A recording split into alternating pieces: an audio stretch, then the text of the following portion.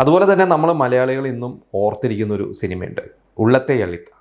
ആ സിനിമയുടെ പേര് പറഞ്ഞേക്കാട്ടും അതിലൊരു പാട്ട് പറഞ്ഞാൽ എല്ലാവർക്കും അറിയാം, അഴകിയ ലൈല. നമ്മളിപ്പോൾ ഗുരുവായൂർ അമ്പലനടയിൽ സിനിമയിലൊക്കെ ആ പാട്ട് വീണ്ടും നമ്മൾ കേട്ടിട്ടുണ്ട്. അത് കാർത്തിക്കും രംഭയായിരുന്നു ആ സിനിമയിലെ നായകൻ നായികൻ. ശരിക്കും ആ സിനിമയുടെ തുടക്കം സുന്ദർ സി ആണ് സംവിധായകൻ. നമുക്കൊക്കെ അറിയാം, ഇപ്പോൾ അരൺമനൈ പോലത്തെ സിനിമകളുടെയൊക്കെ സംവിധായകനാണ് നടി ഖുഷ്ബുവിൻ്റെ ഭർത്താവാണ്. സുന്ദർ സി ഈ സിനിമ ആദ്യം ആലോചിച്ചപ്പോൾ നായകനായിട്ട് വിജയനെയായിരുന്നു. പക്ഷേ വിജയ്ക്ക് ഇതേപോലെ തന്നെ ഡേറ്റിൻ്റെ ചില ക്ലാഷ് വന്നു. പിന്നെ കറങ്ങി തിരിഞ്ഞ് വിജയനെക്കാട്ടും സീനിയറായിട്ടുള്ള അന്നത്തെ ഒരു സൂപ്പർ സ്റ്റാർ തന്നെയാണ് കാർത്തിക്. കാർത്തിക്കിൻ്റെ അടുത്ത സിനിമ എത്തി, പടം ഭയങ്കര സൂപ്പർ ഹിറ്റായി. നമ്മളിപ്പോൾ നേരെ പെരിയണ്ണയെ കുറിച്ച് പറഞ്ഞു. ഇപ്പോൾ പെരിയണ്ണ വിജയ്ക്ക് ചെയ്യാൻ പറ്റാത്തതുകൊണ്ട് സൂര്യ ചെയ്ത് ഹിറ്റായി.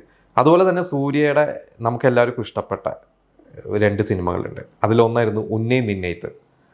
നമുക്കറിയാം, എല്ലാ പാട്ടുകളൊക്കെ ഇന്ന് ഭയങ്കര ഹിറ്റാണ്. ആ സിനിമ ശരിക്ക് വിജയിനെയും ലൈലേനെയും വെച്ച് ഷൂട്ട് തുടങ്ങിയതാണ്. പക്ഷേ എന്തോ ചില കാരണങ്ങളുണ്ട് വിജയ് കുറച്ച് 2-3 ദിവസം അഭിനയിച്ച ശേഷം വിജയ സിനിമയിൽ നിന്ന് പിന്മാറി. അങ്ങനെയാണ് ആ സമയത്ത് ഫ്രണ്ട്സൊക്കെ കഴിഞ്ഞ് ഇങ്ങനെ ഒന്ന് മുൻനിരയിലേക്ക് വന്നിരുന്ന നടനായ സൂര്യയിലേക്ക് റോളെത്തി. സൂര്യ ഇത് ചെയ്തു, പടം ഭയങ്കര സൂപ്പർ ഹിറ്റായി.